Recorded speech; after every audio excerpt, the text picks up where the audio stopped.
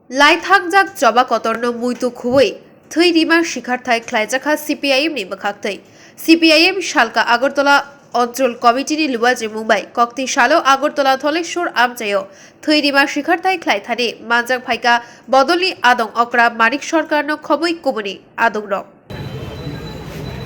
আজকের যে রক্তদান শিবিরটা এখানে করা হচ্ছে এটা ভারতের কমিউনিস্ট পার্টি মার্ক্সবাদী পূর্ব লোকাল কমিটির উদ্যোগে এই রক্তদান শিবিরটা তারা করছেন নভেম্বর বিপ্লবের 105তম বার্ষিকী পূরণ হওয়ার ঘটনাকে স্মরণে রেখে তার মানে 7 তারিখ এটা 106 বছরে পা দেবে। এটা খুব তাৎপর্যমণ্ডিত আমার নিজের যা মনে হচ্ছে।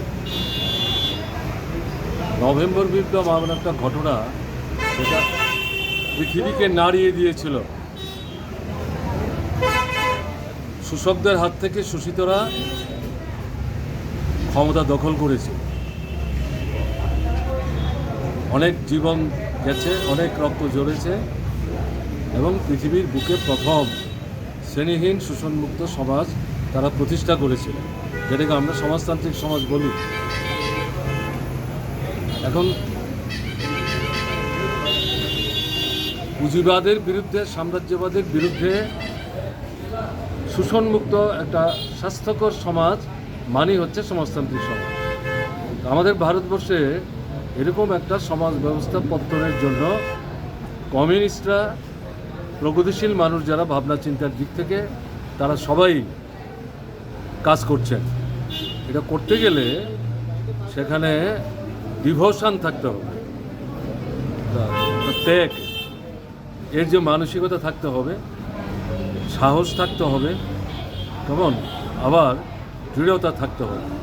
রক্ত ঝরবে, শহীদের মৃত্যুবরণ করতে হবে। তো ভারতবর্ষে তো আমরা প্রায় প্রতিদিনই কমিউনিস্টরা জবাই হচ্ছে, মূল লক্ষ্য কিন্তু একটাই। কাজে সেদিক থেকে এই যে অনুষ্ঠানটা তারা করছেন, আমার নিজের ধারণা যে এই যে মানসিকতা, এই যে দৃঢ়তা, এই যে মত আদর্শগত বলিষ্ঠতা, এটাকে সুদৃঢ় করার ক্ষেত্রে এই ধরনের কর্মসূচি নিঃসন্দেহে আমাদের যারা নবীন প্রজন্মের ছেলেরা মেয়েরা তাদেরকে উৎসাহিত করবে, অনুপ্রাণিত করবে। তার জন্য আমি এই পূর্ব আগরতলা লোকাল কমিটি এই যে ভাবনা, এই ভাবনায় জারিত হয়ে তারা এই যে রক্তদান শিবিরটা আয়োজন করলেন তার জন্য তাদেরকে ধন্যবাদ জানাচ্ছি।